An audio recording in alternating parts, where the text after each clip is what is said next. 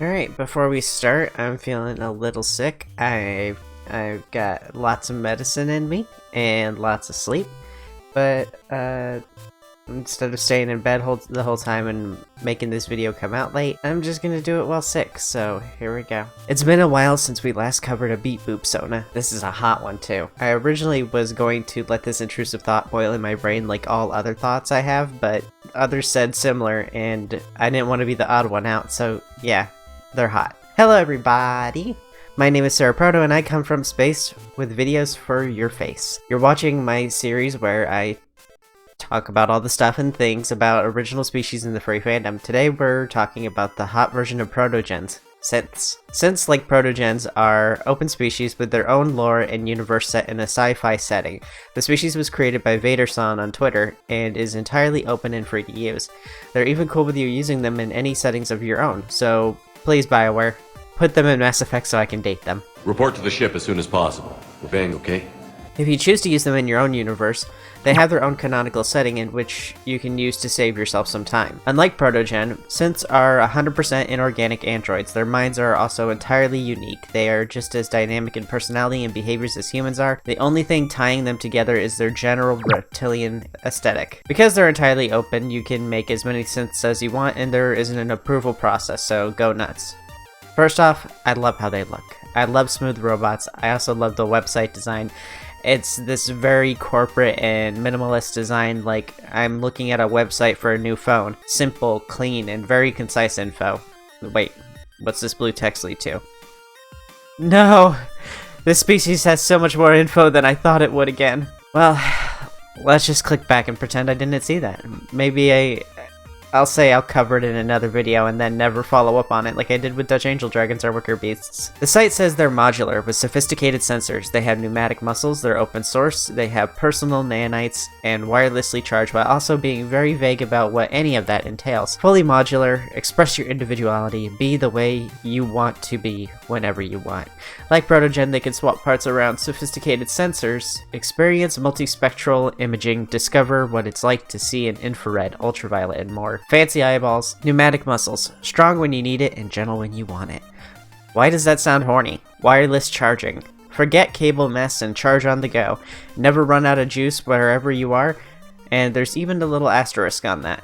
Okay, it's just a little warning that charging stations are only on major settlements and ships. Personal nanites. Perform repairs and modifications in real time. Update your blueprint without a need to reboot. Blueprints are the plans that decide the shape of a synth. Basically, if a limb were to be lost, the nanites would consult this blueprint and rebuild. Synths can also install and download different blueprints, which will instruct the nanites to build the body in a new shape. Super trans friendly. Open source. Hack yourself to unlock new modes of being. Contribute to a growing community. I think this is just about the freedom you can have with the species. The website also has this cute and funny comparison chart to really hammer in what I said during the Protogen video. Reject meat puppets. Become fluffy machines. Synths are everything organics are and more. They're clearly a direct upgrade.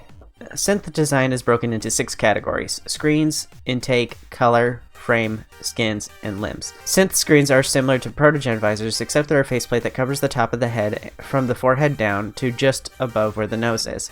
This screen displays their eyes and is used in communication of emotions, as well as to mask the sensory equipment underneath like cameras and rangefinders. Some have more than one, and their eyes are customizable with downloadable eyes, and or customized by preference. Synth mouths are able to produce lubricant similar to saliva to help with digestion and mastication. Like humans, they also eat to repair their bodies. Synth frame is their muscular skeletal system. The frame itself is the bones and is made of graphene and is covered in synthetic pneumatic muscles, tendons, and energy storage materials. Synth skins can change color, and it functions in a way similar to cephalopods like cuttlefish. They can shift and change to any number of colors and patterns, and more can be downloaded like DLC.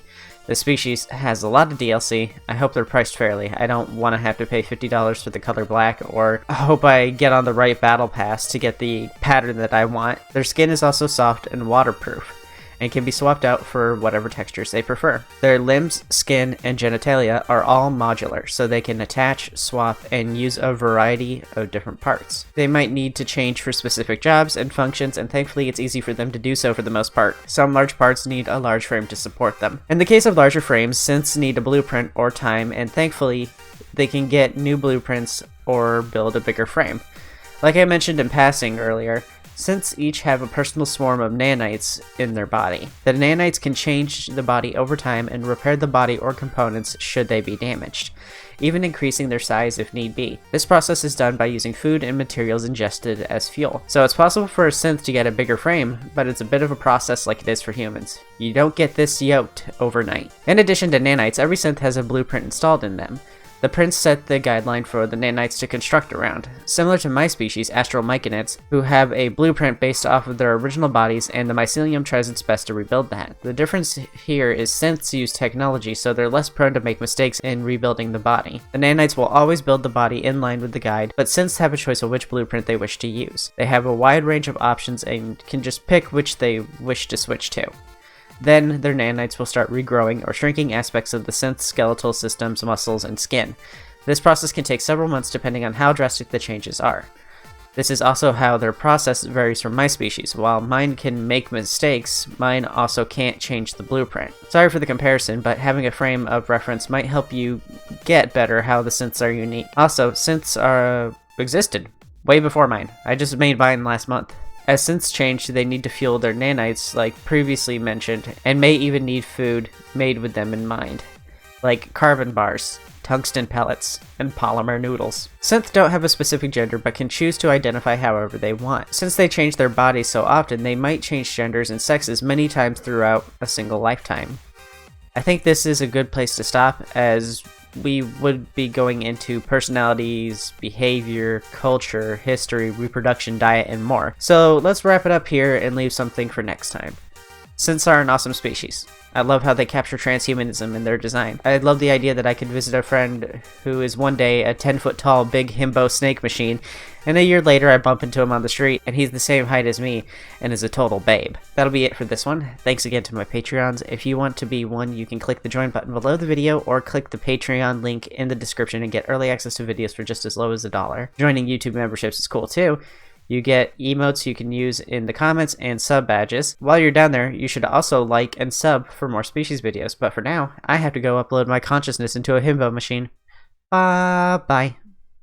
This week's viewer of the week is Thornrose. They said, "Oh damn, I'm a viewer of the week." Last week I said the viewer of the week was anyone who said something nice or supportive about my species video, because I appreciate the support. Lucky for Thornrose, they got viewer of the week twice in a row. That's rare.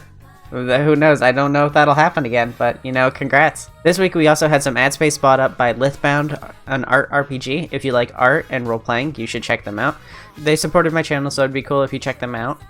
They have 22 different species to choose from, and who knows, one of them could end up getting their own video in the future. That's it for this week, and I'll see you all next time. Bye!